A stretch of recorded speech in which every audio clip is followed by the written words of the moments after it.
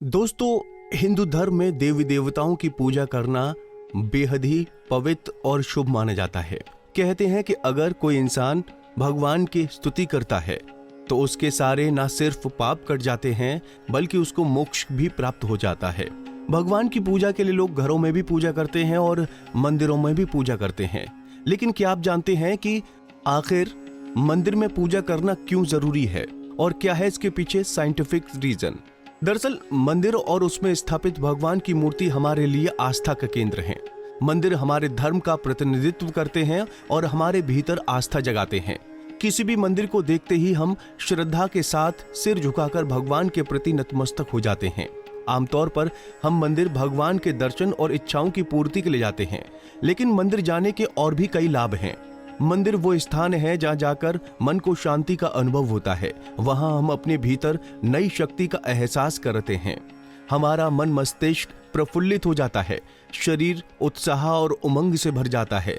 मंत्रों के स्वर, घंटे, घड़ियाल, शंख और नगाड़े की ध्वनियां आत्मा की भूख मिटाती हैं। मंदिरों का निर्माण पूर्व वैज्ञानिक विधि से है। मंदिर का वास्तुशिल्प ऐसा बनाया जाता है जिससे वहां शांति और दिव्यता उत्पन्न होती है। मंदिर की वो छत जिसके नीचे मूर्ति की स्थापना की जाती है, ध्वनि सिद्धांत को ध्यान में रखकर बनाई जाती है, जिसे गुंबद कहा जाता है। गुंबद के शिखर के केंद्र बिंदु के ठीक नीचे मूर्ति स्थापित की जाती है। गुंबद तथा मूर्ति का मध्य केंद्र एक रखा जाता है। गुंबद के कारण मंदिर में किए जाने वाले मंत्रोच्चारण के स्वर और अन्य ध्वनियां गूंजती हैं तथा वहां उपस्थित व्यक्ति को प्रभावित करती हैं। गुंबद और मूर्ति का मध्य केंद्र एक ही होने से मूर्ति में निरंतर ऊर्जा प्रवाहित होती है। जब हम उस मूर्ति को स्पर्श करते हैं, उसके आगे सिर टिकाते हैं, तो हमारे अंदर भी ऊर्जा प्रवाहित हो जाती है। इस ऊर्जा से हमारे अंदर जीवनी शक्ति का संचार करती है। मंदिर की पवित्रता हमें प्रभावित करती है। हमें अपने अंदर और बाहर इसी तरह की शुद्धता रखने की प्रेरणा मिलती है। मंदिर में बजने वाले शंख और घंटों की ध्वनियां वहां के वातावरण में कीटाणुओं को नष्ट करती हैं। मंदिर में स्थापित देव प्रतिमा में हमारी आस्था और विश्वास होता है। मूर्ति के सामने बैठने से हम एकाग्र होते हैं। यही एकाग्रता धीरे धीरे हमें भगवान के साथ एकाकार करती है। जब तक हम अपने अंदर ईश्वर की उपस्थिति को महसूस करने लगते हैं, हमारे मस्तिष्क में सभी समस्याओं का समाधान करने से पहले होता है एकाग्र होकर चिंतन मनन से हमें अपनी समस्याओं का समाधान जल्द मिल जाता है।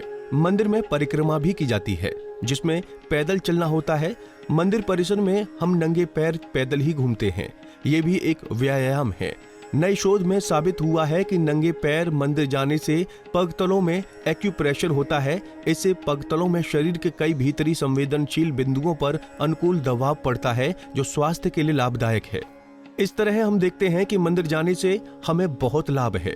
मंदिर को वैज्ञानिक शाला के रूप में विकसित करने के पीछे हमारे पूर्वज ऋषि मुनियों का यही लक्ष्य था कि सुबह जब हम अपने काम पर जाएं, उससे पहले मंदिर से ऊर्जा लेकर जाएं, ताकि अपने कर्तव्यों का पालन सफलता के साथ कर सकें और जब शाम को थककर वापस आएं तो नई ऊर्जा प्राप्त करें।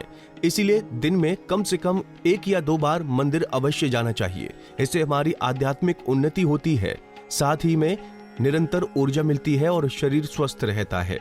तो दोस्तों, उम्मीद है आपको हमारी ये जानकारी पसंद आई होगी। वीडियो कैसी लगी कमेंट करके जरूर बताएं।